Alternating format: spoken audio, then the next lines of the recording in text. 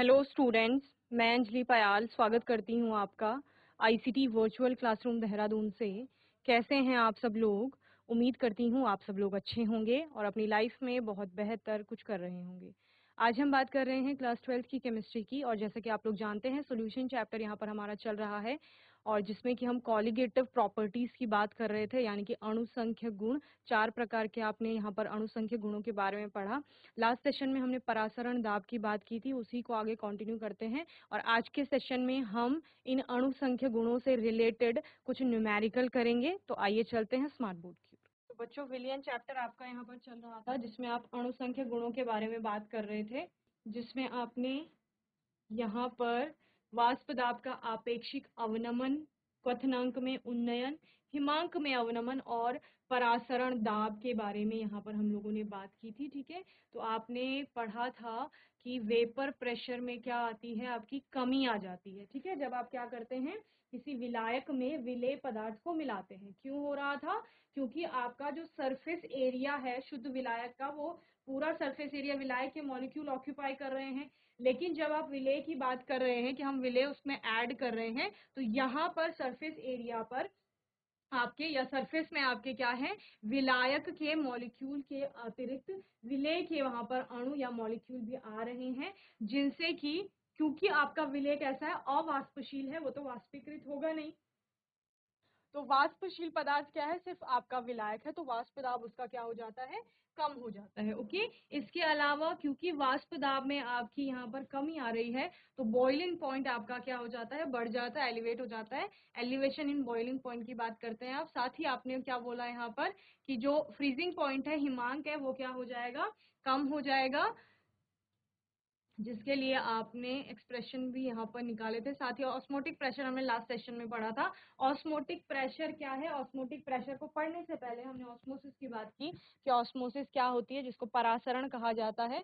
तो परासरण में आपका विलायक से शुद्ध, जो शुद्ध विलायक है आपका, वहां से विलयन की ओर जब विलायक का गमन होता है, तो उसको परासरण कहा जाता है। ठीक है, फिर आपने कहा इस परासरण को रोकने के लिए हम विलयन की साइड से एक प्रेशर एक्सर्ट करेंगे या अप्लाई करेंगे, जिसको क्या कहा जाएगा, आपका परासरण दाब कहा जाएगा या ऑस्मोटिक प्रेशर। ऑस्मोसिस के को रोकने के लिए जो प्रेशर आप अप्लाई करेंगे उसको ऑस्मोटिक प्रेशर कहा जाएगा। ठीक है, फिर आपने कहा कि जो हमारा ऑस्मोटिक प्रेशर है या परासरण दाब है, उसको पाई से हम लोग डिनोट करते हैं, जो कि डायरेक्टली प्रोपोर्शनल है टेम्परेचर के और वहां पर जितनी भी मोलरता है उसकी। ओके, देन वहां से हमने एक समीकरण निकाली, pi is equal to C R T, जहां पर आर आपका क्या है, गैस कांस्टेंट है, एक गैस नियतांक है। ओके, देन आपने सी की जो वैल्यू है, मोलरता, मोलरता बराबर क्या होता है, विलेय की मोलों की संख्या बटे विलयन का आयतन।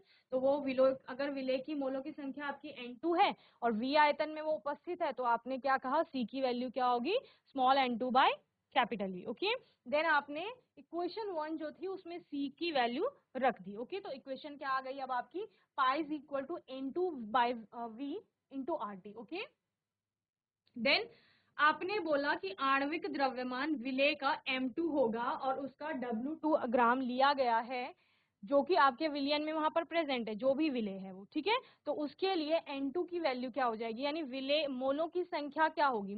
तो मोलों की संख्या कैलकुलेट करना मैंने आपको बताया था कि जो दिया गया द्रव्यमान होगा उसके बटे आणविक द्रव्यमान आप ले लेते हैं, तो वो क्या हो जाता है, विलेय किसी भी पदार्थ जिसका भी आप मोलों की संख्या निकाल रहे हो, उसका दिया गया द्रव्यमान बटे उसका आणविक द्रव्यमान, तो वो उसके मोलों की संख्या बता देता है। क्लियर? तो यहाँ पर फिर आपने N2 की वैल्यू रखी W2 by capital M2 into R T by V. Okay, then आपने इसको रीअरेंज कर लिया था और M2 की फॉर्म में आपने ये निकाल लिया था, और M2 क्या था आपका, विलेय का आणविक द्रव्यमान था। ओके, तो विलेय का आणविक द्रव्यमान आपने यहाँ पर ज्ञात कर सकते हैं इस लास्ट वाले फॉर्मूले से। ओके, चलिए, तो यहाँ पर आप लोग न्यूमेरिकल करेंगे, इसका एक आपकी बुक का ही न्यूमेरिकल है ये।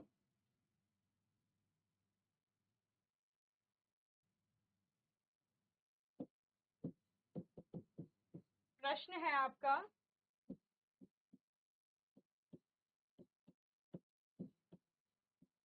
एक प्रोटीन के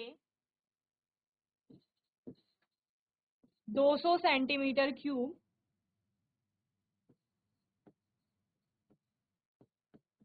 जलीय विलयन में 1.26 1.26 ग्राम प्रोटीन है 300 केल्विन 300 केल्विन पर, यानी कि ये तापमान है,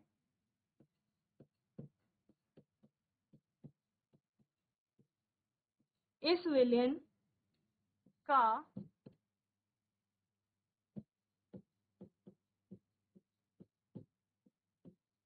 परासरण दाब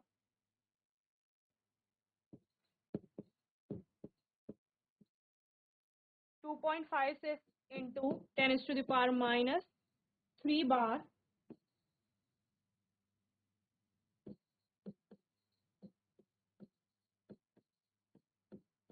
पाया जाता है।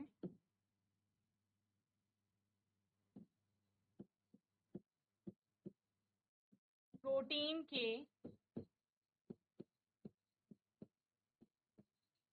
मोलर द्रव्यमान, जिसको आप आणविक द्रव्यमान भी कह रहे थे, का परिकलन कीजिए।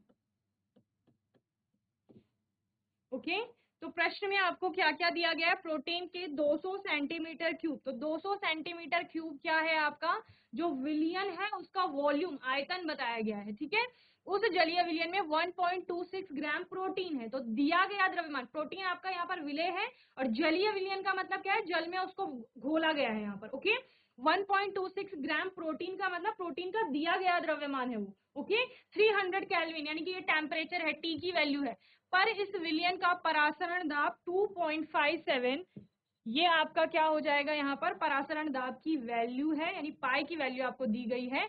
तो जितनी भी चीजें दी गई हैं उनके अनुसार उनको आप फॉर्मूले में वैल्यू पुट करेंगे और कैलकुलेट कर लेंगे आपका जो मोलर द्रव्यमान आपको निकालना है प्रोटीन का, यानी कि विलय जो आपका है। ठीक है, तो आप लिख सकते हैं, दिया गया है आपको क्या क्या?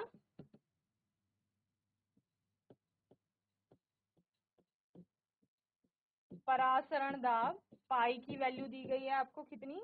यहाँ पर 2.57 इंटू 10⁻³ बार। ओके, और क्या दिया गया है? आयतन 200 सेंटीमीटर क्यूब, इसको आप लीटर में कन्वर्ट कर लेंगे, इतना आ जाएगा। ओके, देन टेम्परेचर टी की वैल्यू 300 केल्विन। क्लियर? और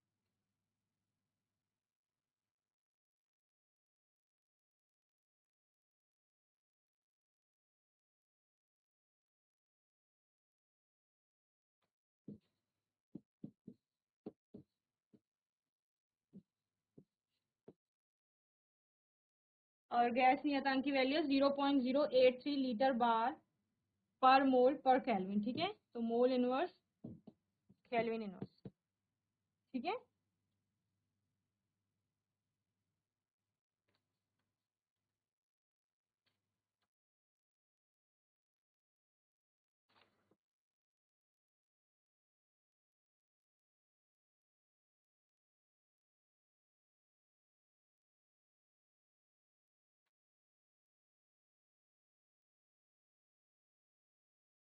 चलिए अब आपके पास इक्वेशन क्या थी? m2 is equal to W2, यहाँ पर आप W2 की वैल्यू भी लिख लेंगे 1.26। ओके,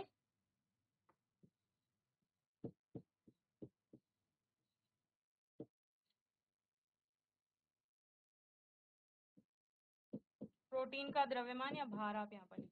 ठीक है,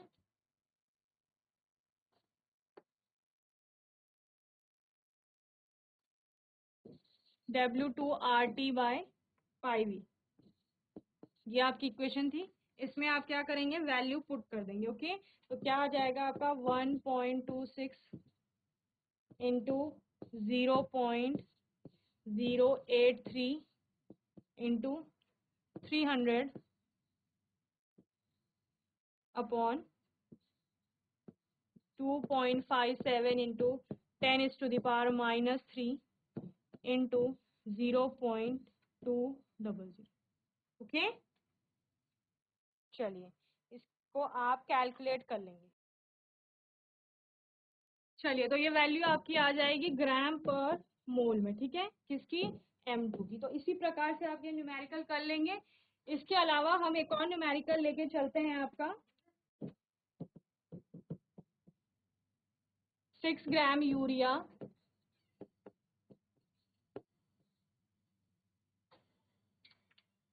को 400 ग्राम जल में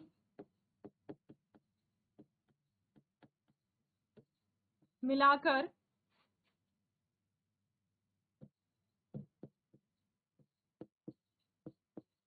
प्राप्त विलयन का क्वथनांक में उन्नयन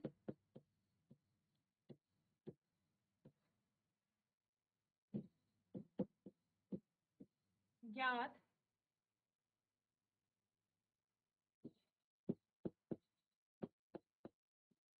कीजिए।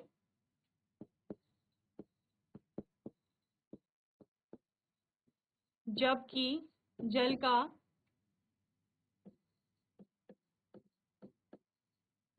मोलल उन्नयन स्थिरांक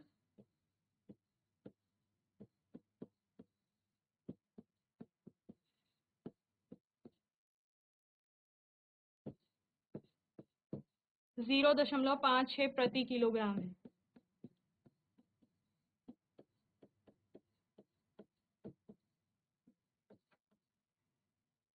क्लियर, हल करेंगे। इसे क्या निकालना है इस प्रश्न में, आपको विलयन का क्वथनांक में उन्नयन ज्ञात करना है आप लोगों ने, ठीक है, यानी एलिवेशन इन बॉइलिंग पॉइंट की बात जहां पर आप कर रहे थे। ओके, यूरिया का भार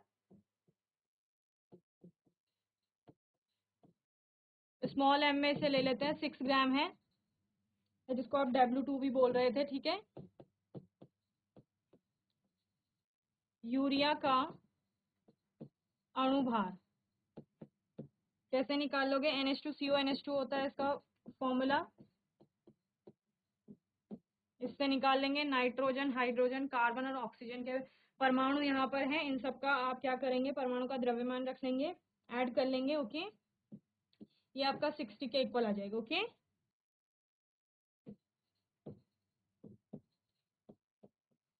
जल का भार, इनको आप W1 W2 की फॉर्म में ले लीजिए, ठीक है। ये आपका W2 है, ये W1 है, ये आपका M2 हो जाएगा। ओके, W1 बराबर आपका आ जाएगा 400 ग्राम मोलल उन्नयन स्थिरांक, Kb जो आपका था,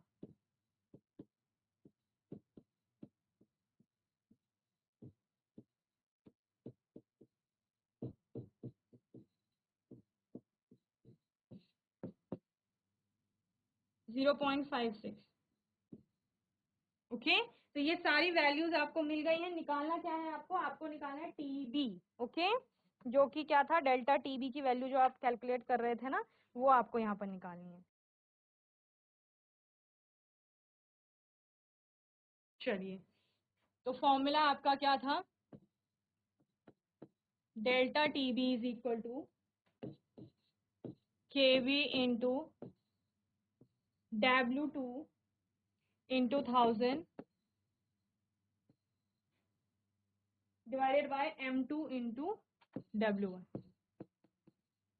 क्लियर, तो इन सब की वैल्यू आपके पास है, W2 है आपके पास, M2 है आपके पास, W1 है, KB है आपके पास, ठीक है। तो सबकी वैल्यू आप लोग पुट कर लेंगे, तो क्या आ जाएगा, delta TB is equal to, delta TB क्या है, क्वथनांक में उन्नयन जिसको आप कह रहे थे। ओके,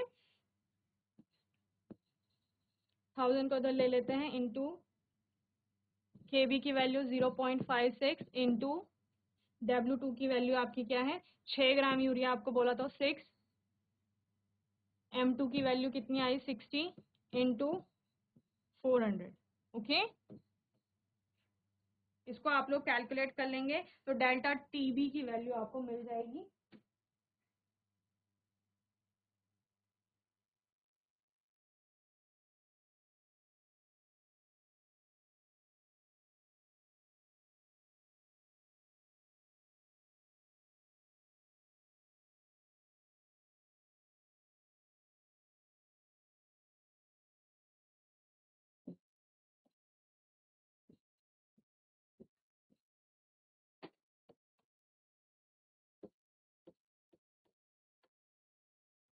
ये डिग्री सेल्सियस में आ जाएगा, देन इसको आप क्या कर लेंगे, केल्विन में कन्वर्ट कर लेंगे। ठीक है, ये आपका क्वथनांक में उन्नयन दिखा रहा है। ओके, आपको पता है जल का क्वथनांक कितना होता है, 100 डिग्री सेल्सियस होता है। ठीक है, और वहां से ऊपर फिर आपका क्वथनांक जाएगा। तो अगर आपको सिर्फ क्वथनांक निकालना होगा तो फिर आप क्या कर लेंगे, 100 इसमें ऐड कर लेंगे। समझ रहे हैं ना, ये क्वथनांक में उन्नयन था, और क्वथनांक यानी क्या बोला गया, पहले तो विलायक का क्वथनांक आएगा, शुद्ध विलायक का। ठीक है, इसका क्वथनांक जो होगा, फिर आपका क्या होगा, जब आपने विलियन बनाया उसका तो क्वथनांक आपका क्या हो जाएगा, बढ़ जाएगा। ठीक है, तो विलायक आपका जल है, जल का क्वथनांक आपने बोला 100 डिग्री सेल्सियस होता है मैम। ठीक है, और इन दोनों के बीच का जो डिफरेंस है दैट इज डेल्टा टीबी, वो आपने कैलकुलेट कर लिया कितना, 0.14। ठीक है, तो इन दोनों को ऐड कर लेंगे आप लोग, तो वो आपका क्या आ जाएगा, पूरे विलियन का क्वथनांक आ जाएगा। क्लियर है, अगर क्वथनांक निकालना होगा आपको तो। यहाँ पर आपने ऑस्मोटिक प्रेशर के बारे में पढ़ा था। इसके अलावा एक आपका आता है रिवर्स ऑस्मोसिस, जिसको आप कहते हैं प्रतिलोम परासरण।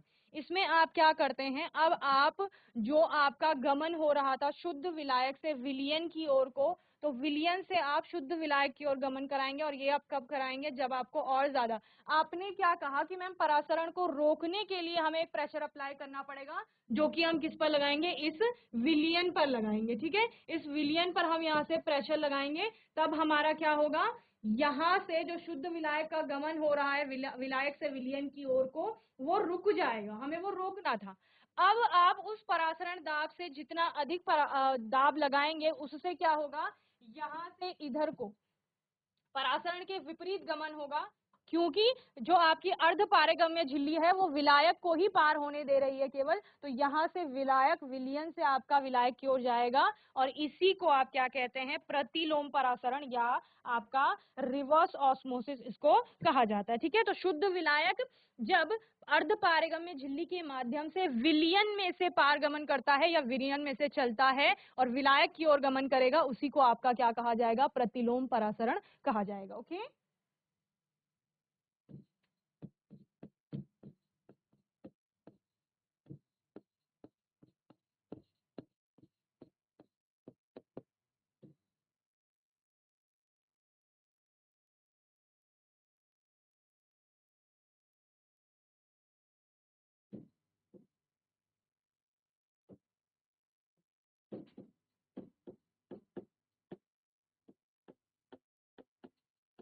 विलियन पर यदि परासरण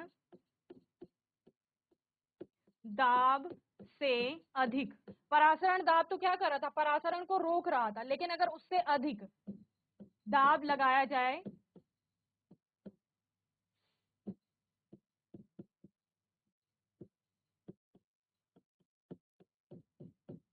तो परासरण क्या हो जाएगा, उल्टा हो जाएगा। ठीक है,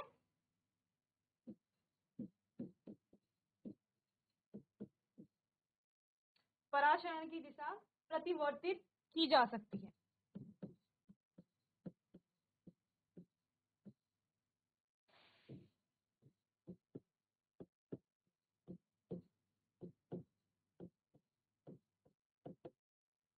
ओके,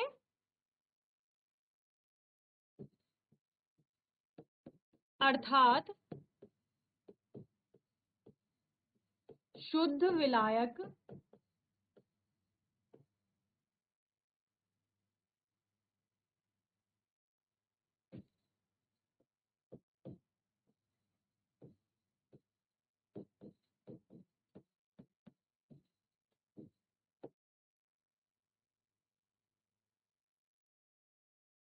अब अर्ध पारगम्य झिल्ली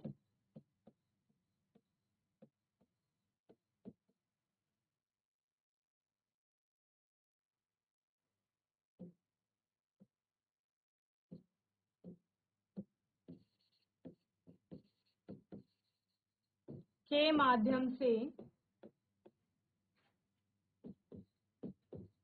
विलयन से विलायक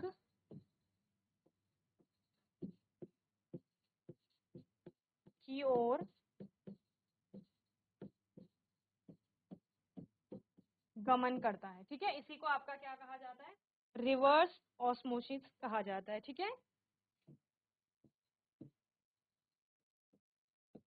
यह घटना प्रतिलोम परासरण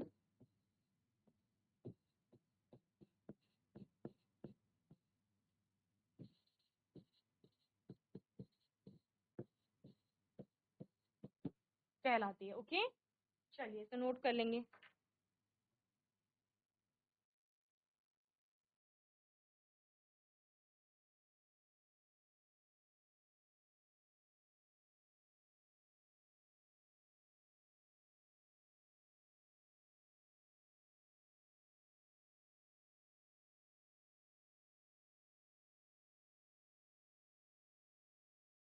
तो बच्चों, मैं उम्मीद करती हूँ आज का सेशन आपको अच्छे से समझ में आया होगा। आज के सेशन में हमने परासरण दाब को और अच्छे से समझा। प्रतिलोम परासरण की बात हमने यहाँ पर की, साथ ही हमने न्यूमेरिकल भी किए। तो आपको जो भी आपकी बुक में और न्यूमेरिकल्स होंगे उनको आप लोग प्रैक्टिस कर लेंगे उनकी, और कोई भी डाउट होगा, क्वेश्चन होगा तो आने वाले सेशन में आप लोग पूछ लेंगे। इस चैप्टर के आपके मेन टॉपिक सारे हमने कवर कर लिए हैं। आने वाले सेशन में हम लोग एक नए चैप्टर के साथ आएंगे, और तब तक के लिए आईसीटी वर्चुअल क्लासरूम से जुड़ने के लिए